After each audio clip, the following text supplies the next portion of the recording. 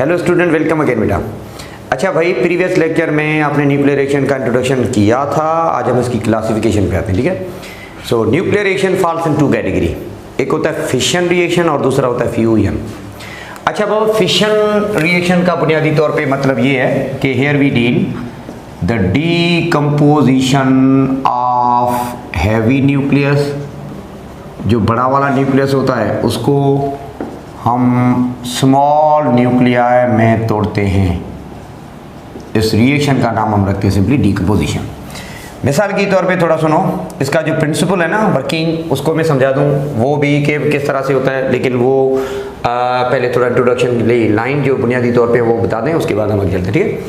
अच्छा, इसके बारे में सबसे पहले जो आइडिया दिया गया था वो था फर्मी साइंटिस्ट एक था और दूसरा साइंटिस्ट था Seeger along with their co-worker. ये हमें बताया गया था न्यूक्लियर फिशन के बारे में। अच्छा, और बकौल उनके कि जब हम बम्बार्डमेंट ऑफ न्यूट्रॉन्स करते हैं तो हमें कुछ न्यूक्लियस जो है ना उसकी बम्बार्डमेंट से न्यूक्लियस टूट जाते हैं। देखिए यहाँ पे हम बड़े न्यूक्लियस की बात करते हैं, इसका मतलब है बड़ा न्यूक्लियस पहले से रेडियोएक्टिव है, पर उसका अगर हम रेट ऑफ डिसइंटीग्रेशन बढ़ाना चाहें तो आप क्या करें, बुनियादी तौर पे बम्बार्डमेंट करें। किसकी? न्यूट्रॉन की। तो जब हम न्यूट्रॉन की बम्बार्डमेंट करते हैं तो कुछ ना कुछ होता है। ये बात कही थी फर्मी और सीगर ने कि अगर आप रेट ऑफ डिसइंटीग्रेशन बढ़ाना चाहें तो आप रेडियोएक्टिव एलिमेंट को या रेडियोएक्टिव न्यूक्लियस को न्यूट्रॉन की बम्बार्डमेंट करें। ओके, कुछ अरसे के बाद दो साइंटिस्ट और थे जिन्होंने ये बताया कि भाई, जिन्होंने ये तजुर्बा किया था खासतौर पे यूरेनियम के ऊपर, और वो दो साइंटिस्ट थे। कौन से? एक था साइंटिस्ट स्ट्रासमैन, एक साइंटिस्ट था स्ट्रासमैन और दूसरा साइंटिस्ट था हान एंड स्ट्रासमैन। अच्छा, इन्होंने जो ऑब्जर्वेशन की वो की 235, या ऐसे कह दो कि इन्होंने जो बात की that was all about fission of uranium 235। अच्छा, यूरेनियम 235 की जब हम बात करते हैं तो ये होता है कि भाई आप जब भी यूरेनियम के न्यूक्लियस के ऊपर न्यूट्रॉन की बम्बार्डमेंट करते हो तो कुछ ना कुछ होता है। मतलब इन्होंने भी सीधी सादी बात करी कि भाई न्यूक्लियस जो यूरेनियम का है वो टूट जाता है। जो और चीज़ें आपको क्या मिलती हैं इसके बारे में दो और साइंटिस्ट ही उन्होंने बताया, ठीक है। मतलब हान और स्ट्रासमैन ने तो सिंपली ये बात बताई कि इस तरह से ऐसे होता है, ठीक है। अच्छा, दो साइंटिस्ट और थे, उन्होंने ये बताया। एक साइंटिस्ट था फ्रिस्ट, ये था, और दूसरा साइंटिस्ट था मेटनर। इन्होंने क्या बताया बकौल इनके कि जब आप यूरेनियम से या यूरेनियम को 235 वाला यूरेनियम जो है, ठीक है, हम न्यूट्रॉन की जब बम्बार्डमेंट करते हैं तो ये यूरेनियम का जो न्यूक्लियस है वो दो हिस्सों में टूट जाता है। एक है क्रिप्टॉन और दूसरा होता है बेरियम। अच्छा, साथ में 3 न्यूट्रॉन विथ एनर्जी हमें और भी मिलते हैं। तो देखिए, आइडिया था फर्मी सीगर का कि आप न्यूक्लियस को तोड़ सकते हो। हान और स्ट्रासमैन ने यूरेनियम के ऊपर बात करी, और फ्रिस्ट और मेटनर जो साइंटिस्ट था इन्होंने बाकायदा तौर पे ये देखा कि भाई वाकई में दो आपको डॉटर न्यूक्लियर इस तरह से मिलते हैं। So this reaction is called as nuclear fission reaction. यहाँ पे हम बात करते हैं किसकी बेटा, कि बड़े न्यूक्लियस को आप तोड़ें या बड़े न्यूक्लियस की आप बात करते हैं, इसको आप इस तरह से ब्रेक करें तो यूँ होता है कि न्यूक्लियस दो हिस्सों में इस तरह से टूट जाता है। ये बात है, ठीक है बेटा। अच्छा, अब ये दोबारा से मैं आपको समझा दूँ एक और तरह से, ये भी आपको थोड़ा देखना पड़ेगा। देखो, ये है मिसाल की तौर पे आप कह दो यूरेनियम 235। जब हम न्यूट्रॉन की बम्बार्डमेंट करते हैं तो पता है क्या होता है, हमें बेरियम का एक आइसोटोप मिलता है, हमें इसके साथ आप कह दो कि भाई क्रिप्टॉन का एक आइसोटोप मिलता है, और कंपनी जो साथ में मिलती है वो 3 न्यूट्रॉन की कंपनी भी मिलती है, ऐसे समझ लो, ठीक है। अच्छा, दूसरी बात ये कि जो आपका ये न्यूट्रॉन आपको मिला, ये आपको हर एक यूरेनियम के या यूरेनियम के फिशन के साथ आपको 3 product as a neutron with some kind of energy भी मिलते हैं। पहली बात ये। तो जनरली हम इसको कैसे लिखेंगे, general representation of nuclear fission reaction बेटा ये है कि आप बड़े न्यूक्लियस को, मिसाल की तौर पे हम कहते हैं ये है एक कोई भी बड़ा न्यूक्लियस, ये हम इस बड़े न्यूक्लियस के ऊपर जब बम्बार्डमेंट करते हैं तो सबसे पहले क्या होता है, ये रेडियोएक्टिव न्यूक्लियस जो है वो एक्साइटेड स्टेट में चला जाता है। जिसको हम कहते हैं एक्साइटेड न्यूक्लियस। मतलब ये है, ऐसे समझ लो कि आपका एक्साइटेड न्यूक्लियस। अच्छा, थोड़ी ही देर में ये एक्साइटेड न्यूक्लियस दो हिस्सों में टूट जाता है। मिसाल के तौर पे एक है कोई Y और दूसरा समझ लो कि Z, मतलब दो आपको छोटे से न्यूक्लिया मिले। इनको हम यहाँ पे कहते हैं डॉटर न्यूक्लियस, या दूसरी माने में आप इनको कह सकते हैं these are the nuclear fragment. दो इसे आपको मिले और साथ में आप कह सकते हैं कि आपको 3 प्रोटॉन अपना 3 न्यूट्रॉन भी मिलेंगे along with some kind of energy. साथ में आपको एक पर्टिकुलर एनर्जी भी मिलती है। तो जो प्रिंसिपल है बेटा वो ये क्या कि न्यूट्रॉन के ऊपर जब या न्यूट्रॉन की बॉम्बार्डमेंट हम करते हैं ना, तो पहले क्या है कि न्यूक्लियस टूटने जैसा हो जाता है, एक्साइटेड न्यूक्लियस। अच्छा, उसके बाद क्या होता है, आपको डॉटर न्यूक्लिया मिलते हैं इस तरह से, these are called as nuclear fragment, और उसके साथ हमें 3 न्यूट्रॉन भी मिलते हैं along with some kind of energy as well. ठीक है, तो ये छोटी सी बात। अब देखो दोबारा से ये बात जो अभी हमने देखी कि भाई यूरेनियम की बॉम्बार्डमेंट करो तो बेरियम क्रिप्टोन ले, साथ में आपको ये भी मिला। अच्छा, यूरेनियम का अमाउंट अभी भी है ना, क्या मतलब, मिसाल के तौर पे आप कहते हो ना कि 50 ग्राम यूरेनियम है, तो पहली फुर्सत में क्या होता है, हाफ ऑफ अमाउंट डिके हो जाता है, तो बाकी हाफ ऑफ अमाउंट बचा। उस बाकी हाफ ऑफ अमाउंट में भी यही चीज़ है ना। अच्छा, यूरेनियम है, तो जो ये वाला न्यूट्रॉन अभी नया वाला आपको पैदा होके मिला, जो नया वाला आपको पैदा होके मिला, ये एक और यूरेनियम के साथ ऐड होगा या बॉम्बार्डमेंट करेगा, तो पता है क्या होता है, यूं आपको बेरियम क्रिप्टॉन और भी मिलेंगे अलॉन्ग विथ 3 न्यूट्रॉन। तो जो एडिशनली आपको मिलता है न्यूट्रॉन, जो एडिशनल न्यूट्रॉन आपको एज ए प्रोडक्ट मिलते हैं ना, असल में इस रिएक्शन को कंटिन्यू करने के जिम्मेवार यही है। तो वी जनरली कैन से कि ये रिएक्शन आपका इस तरह से जारी रहता है till we lose all radio active elements. जितने भी रेडियो एक्टिव एलिमेंट या जो भी आपका अमाउंट ऑफ यूरेनियम है, जब तक सारा का सारा एक्सप्लॉइट नहीं होता, जब तक ये रिएक्शन कंप्लीट रहता है या कंटिन्यू रहता है, उसी लिए हम कह सकते हैं कि न्यूक्लियर फिशन जो रिएक्शन है आपका, ये बुनियादी तौर पे अनकंट्रोलेबल चेन रिएक्शन समझा जाता है।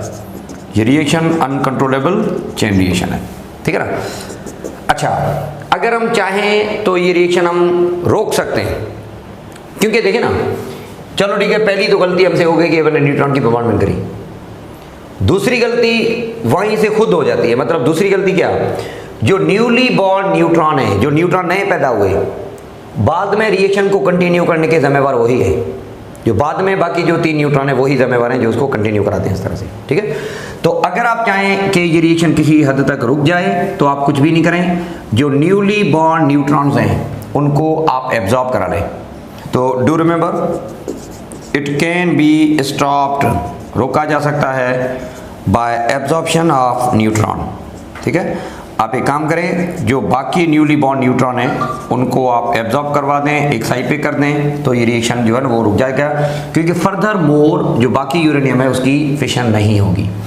और जो डिवाइसेस इस पर्पज के लिए इस्तेमाल होते हैं which are use to absorb neutron thus the reaction is actually stop, इनका नाम हम रखते हैं मॉडरेटर। मॉडरेटर यही करते हैं कि भाई रिएक्शन को इस तरह से रोक देते हैं, ठीक है।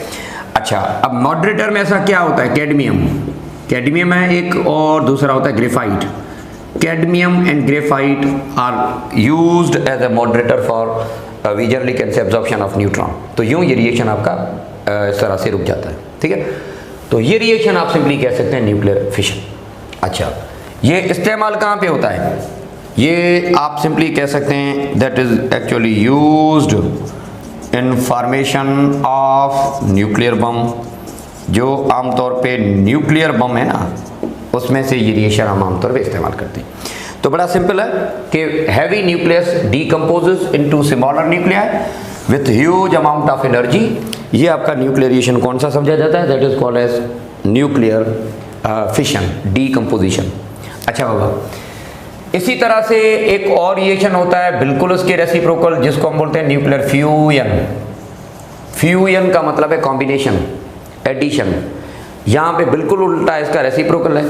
यहाँ पे क्या है कि हम 2 छोटे न्यूक्लियस आपस में मिलाएंगे तो हमें एक बड़ा डॉटर न्यूक्लियस या बड़ा जो न्यूक्लियस है वो मिलेगा, ठीक है बाबा। तो यहाँ पे हम सिंपली ये कह सकते हैं कि यहाँ पे द एडिशन या कह दो फिलहाल जनरल डेफिनेशन, जनरल फार्मूला क्या है, ये है कि combination of small nuclei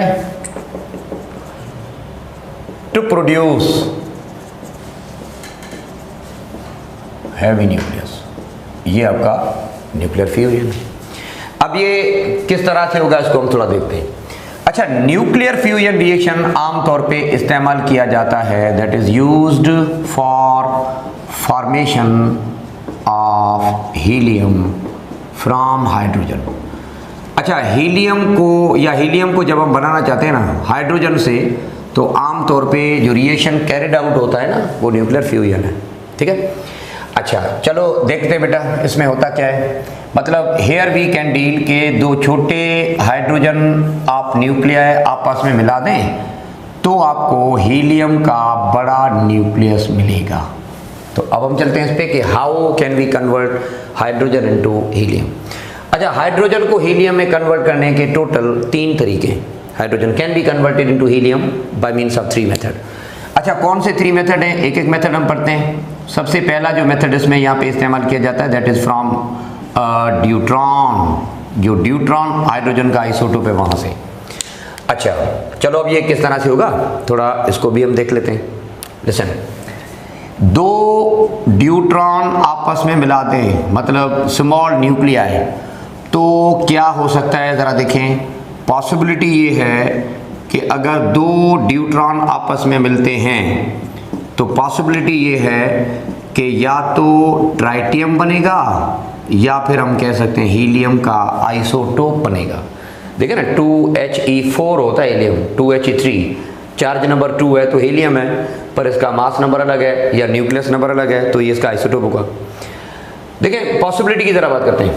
when 2 ड्यूट्रॉन्स combine तो पॉसिबिलिटी ये है कि या तो हीलियम का आइसोटोप बनेगा या फिर ये बनता है, ठीक है ना।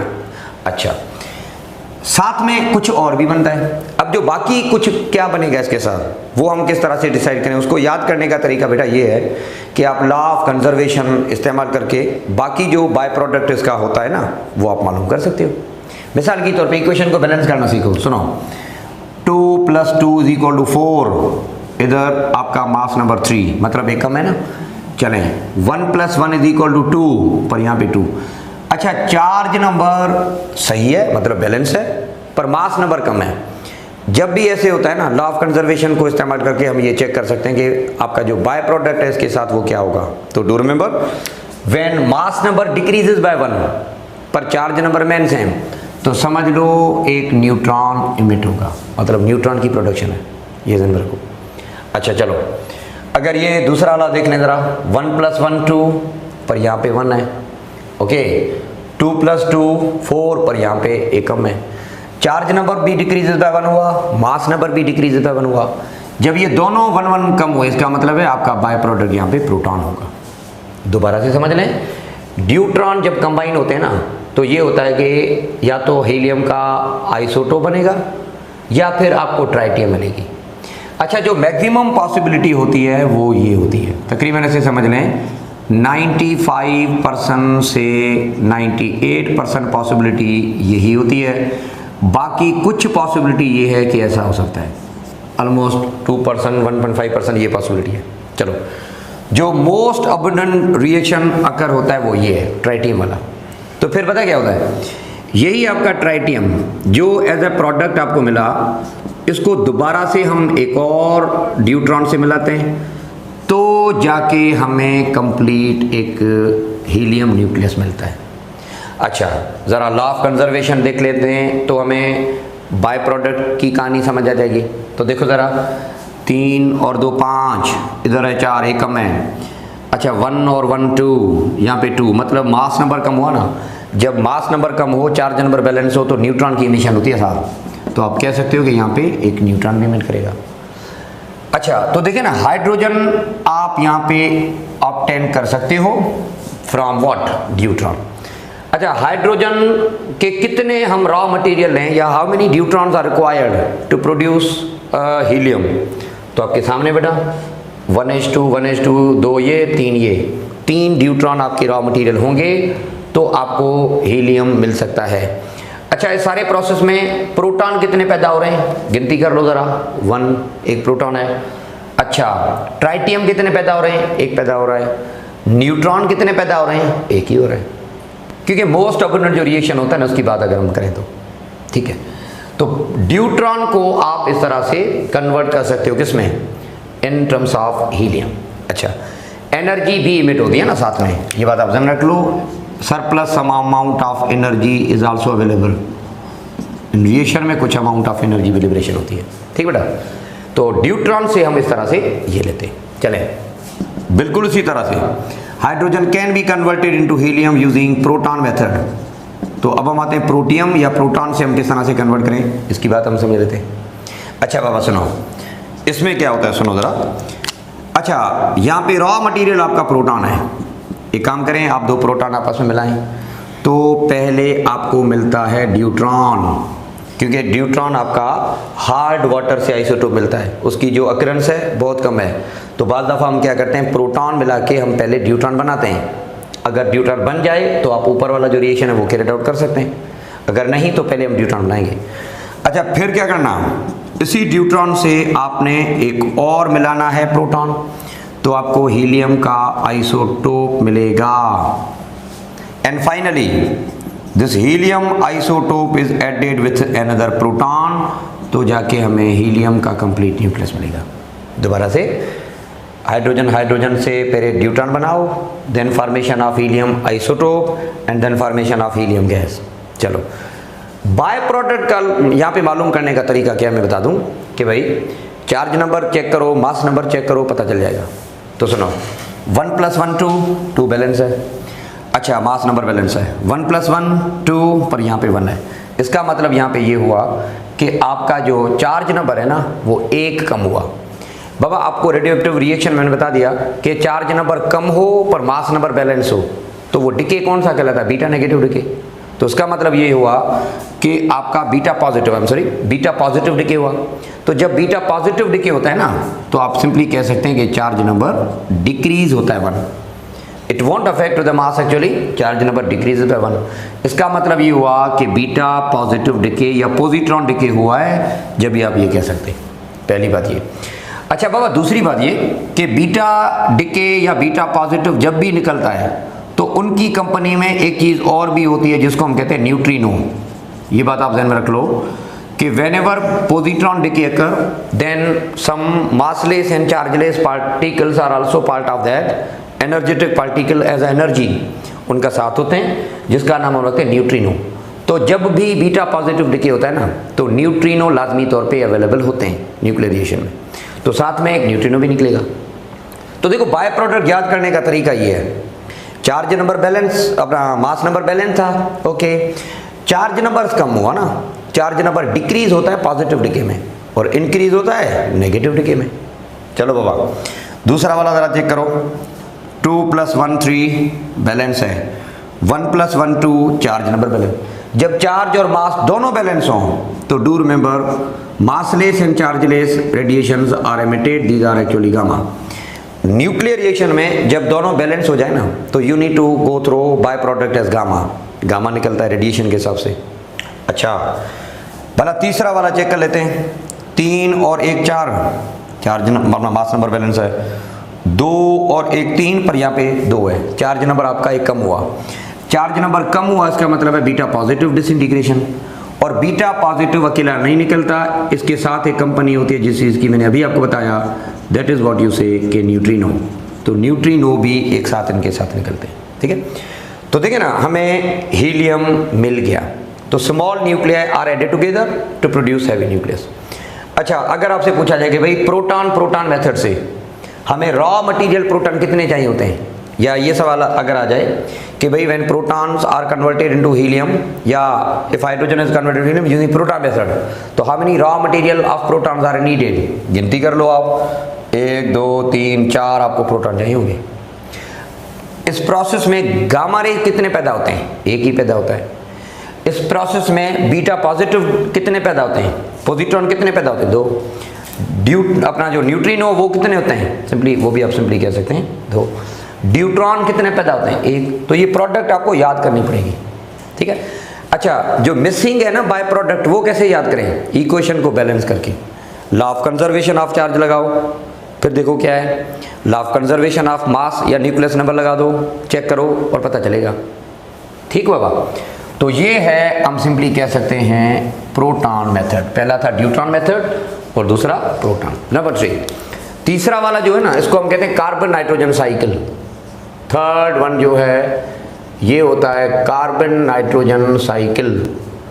अच्छा, कार्बन नाइट्रोजन साइकिल आमतौर पे इस्तेमाल होता है hydrogen to helium on the surfaces of sun या स्टार। जो फॉर्मेशन ऑफ एनर्जी होती है या जो एनर्जी वहाँ पे डेवलप्ड होती है, सन रेडिएट जो करता है, स्टार्स जो रेडिएट करते हैं, ये एनर्जी जो अवेलेबल वहाँ पे होती है, that is because of nuclear fusion.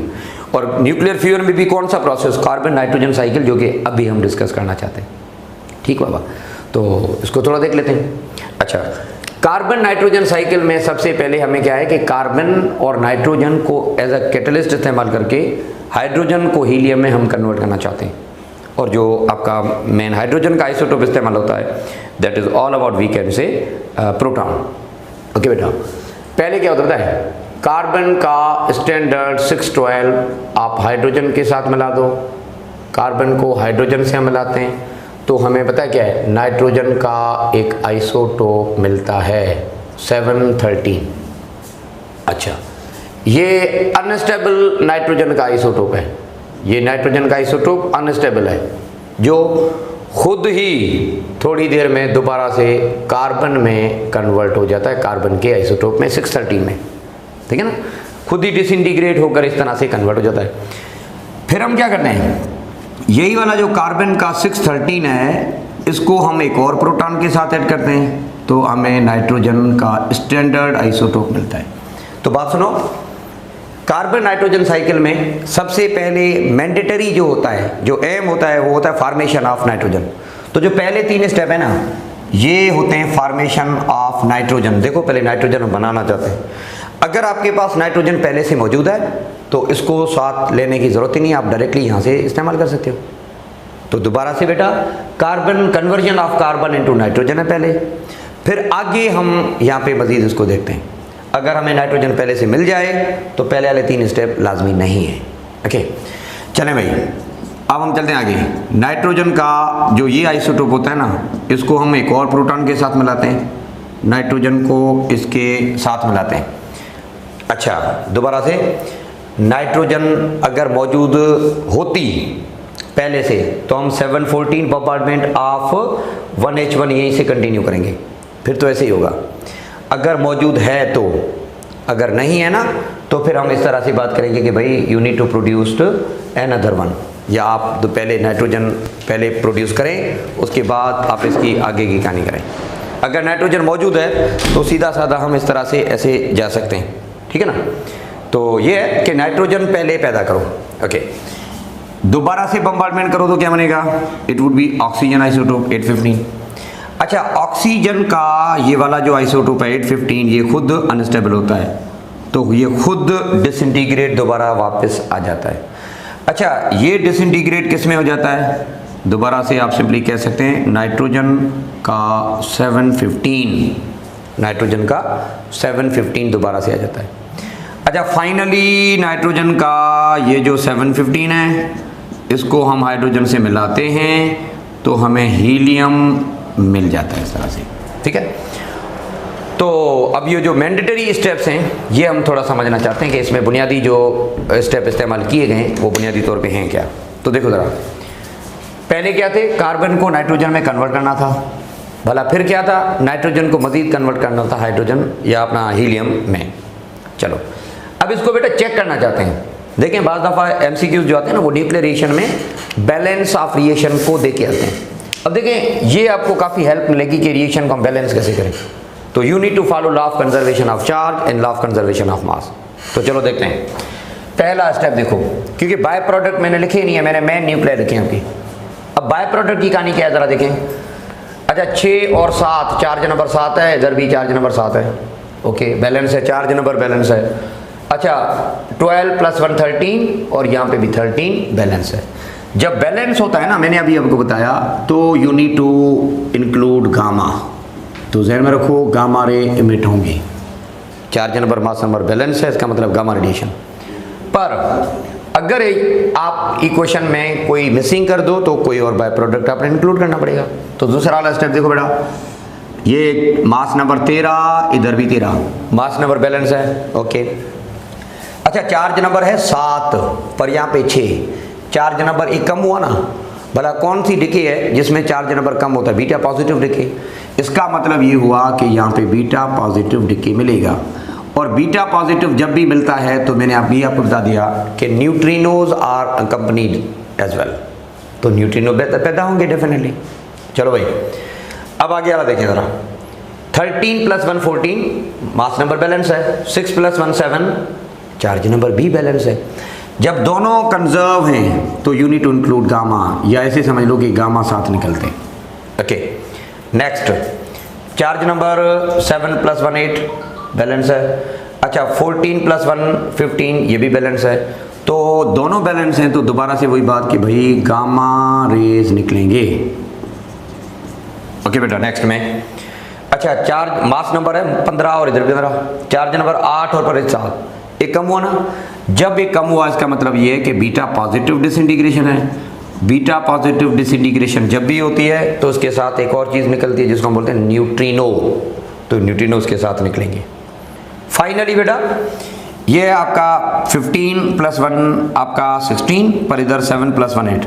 Helium तो बनेगा पर दोबारा से कार्बन वापस अपना ओरिजिनल स्टेट में आता है। तो देखो ज़रा, 15 16, ये भी आपके 16, 7 + 1 8, 6 + 1 8, ये आपका इक्वेशन बैलेंस है। तो हम सिंपली कह सकते हैं कि भाई आपका जो कार्बन आपने इस्तेमाल किया था ना पहले, देखो वो दोबारा कार्बन अपनी ओरिजिनल स्टेट में वापस आ रहा है। इसका मतलब ये है कि यहाँ पे कार्बन का काम सिर्फ कैटलिस्ट है, वो हमें सिंपल क्या करके देता है, रिएक्शन को कैरिड आउट करता है, पर वो दोबारा से वापस अपनी ओरिजिनल हालत में मिल रहा है आपको। तो hydrogen can be converted into helium by means of carbon nitrogen cycle. जो nuclear fusion reaction on the surfaces of star या ऑन द सरफेस सन होते हैं, वो आमतौर पे यही समझे जाते हैं। ठीक बाबा। अच्छा, अब इसमें सवाल रिएक्शन, पहला सवाल ये आता है आमतौर पे कि भाई इक्वेशन को बैलेंस कैसे करें। तो चार्ज नंबर मास नंबर की कहानी है वो नंबर 1, जो कंजर्वेशन मैंने आपको लास्ट टाइम भी बता दिया था। चलो बेटा, दूसरी चीज़ कि इस सारे प्रोसेस में आपके रॉ मटेरियल हाइड्रोजन कितने इस्तेमाल हुए, तो ज़रा गिनती कर लो। 1 2 3 4, देयर एग्जिस्ट 4 प्रोटॉन नीडेड। अच्छा बाबा, गामा कितने पैदा होने इस प्रोसेस में? 1 2 3। बीटा पॉजिटिव कितने? 1 2। न्यूट्रिनो कितने? जितने बीटा पॉजिटिव उतने न्यूट्रिनो। तो ये प्रोसेस आप सिंपली कह सकते हैं कार्बन नाइट्रोजन साइकिल। यहाँ जो एनर्जी पैदा होती है वो फिशन प्रोसेस से कई गुना ज़्यादा होती है, ठीक है। And this is the reaction which is a difficult to start, क्योंकि वहाँ पे बड़ा न्यूक्लियस है वो पहले से रेडियोएक्टिव होता है। वहाँ पे सिर्फ हम हाफ लाइफ कम करने के लिए या प्रोसेस को स्पॉन्टेनियस करने के लिए न्यूट्रॉन की बम्बार्डमेंट करते हैं। अगर आप न्यूट्रॉन की बम्बार्डमेंट ना भी करें तो आप सिंपली कह सकते हैं कि फिर भी चलता है, ठीक है। एनर्जी के हिसाब से अगर बात करें तो ये बड़ा खतरनाक या डेंजरस रिएक्शन है। That is the simple concept of nuclear fusion reaction, conversion of hydrogen into helium reaction. अच्छा बाबा, ये रिएक्शन आमतौर पे इस्तेमाल किया जाता है for formation of hydrogen bomb, और वहाँ पे था एटम बम या न्यूक्लियर बम सिंपली, स्पेशली इसका नाम हम रखते हैं यहाँ पे हाइड्रोजन बम, ठीक है ना। तो हाइड्रोजन बम की फॉर्मेशन भी हम इसी रिएक्शन से करते हैं, ठीक है बेटा। तो ये बड़ा सिंपल है। अच्छा, अब हम इन न्यूक्लियर रिएक्शन को इस्तेमाल कहाँ करते हैं, क्योंकि सिर्फ बम तो नहीं बनाने ना। अच्छा, तो फिर इनका रिएक्शन है न्यूक्लियर रिएक्टर्स में, खासतौर पे nuclear fission reaction is actually used in reactor. तो अब हम उस रिएक्टर की कहानी भी डिस्कस करते हैं। तो फिलहाल आप इस चीज़ को नोट कर लें। Thank you.